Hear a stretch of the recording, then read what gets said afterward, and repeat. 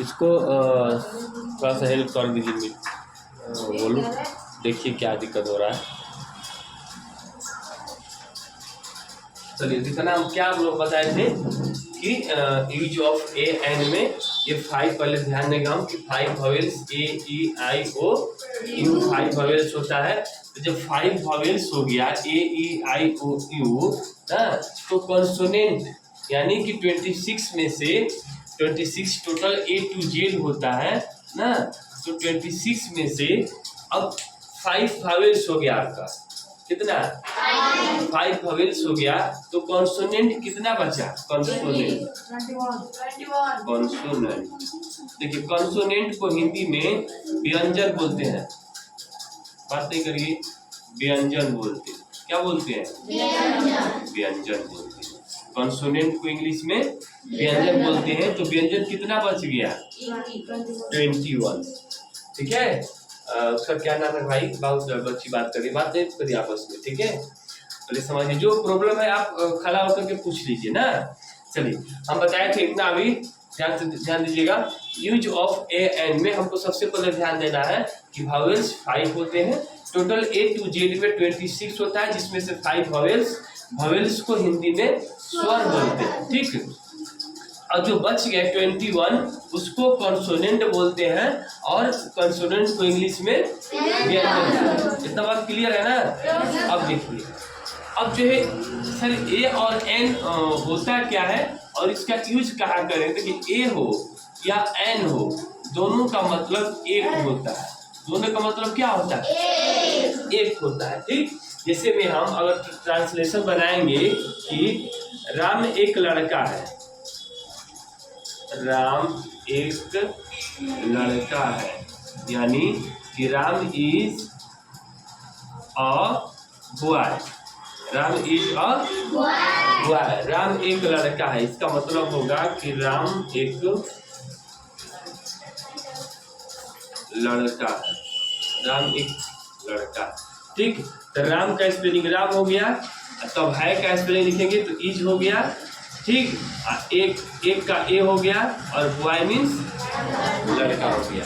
अब देखिए, यहाँ पे जो ए लगा है, ए एक का अगर यहाँ पे हम कर देंगे यहाँ पे कि यह एक अंडा है, यह एक अंडा है, यह एक अंडा है, यह का स्पेलिंग दिस होता है, THIS, ठीक। है का लिखेंगे इज, इतना तो आता है ना आप लोग को, इज। एक का होता है ए, अंडा का ए।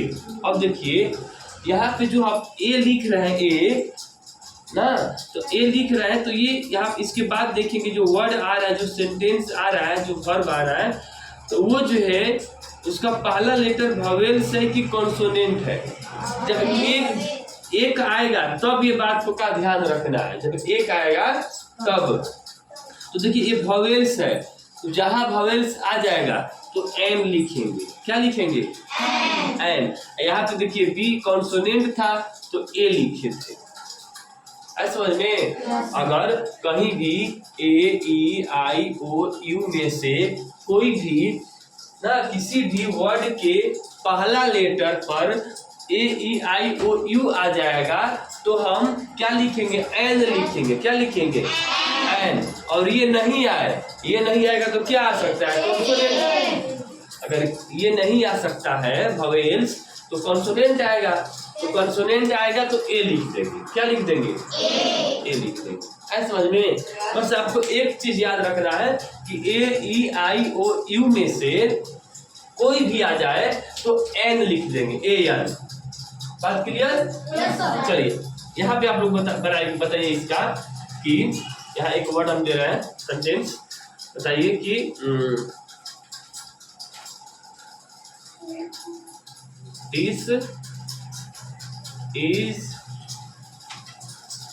डैश,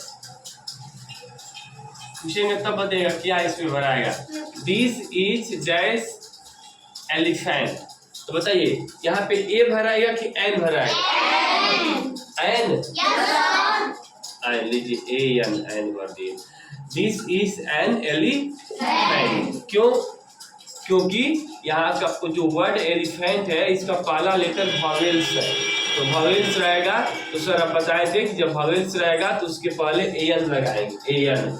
अब वॉवेल्स नहीं रहते, यहाँ पर रहता कैट, यानी कैट मीन्स बिल्ली, कैट रहता तो उससे सी, इसका पहला लेटर सी है यानी सी कॉन्सोनेंट है, तो इसलिए हम ए लगा देते हैं। आए समझ में? क्लियर है इतना? चलो, तो अब जो है हम आप लोग को यहाँ पे एक चीज दे रहे हैं, यहाँ पे हम आप लोग को सेंटेंस दे रहे हैं, आप लोग जल्दी से लिख लीजिए और इसको बनाइए, ठीक है?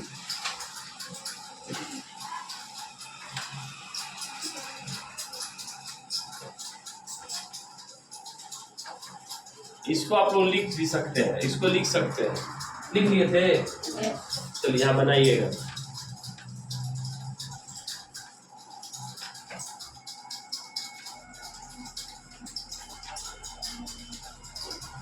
बताइए यहाँ पे क्या होगा, जहाँ पे फिल इन द ब्लैंक्स है, ए और एन दोनों में से ही एक ही भरना है।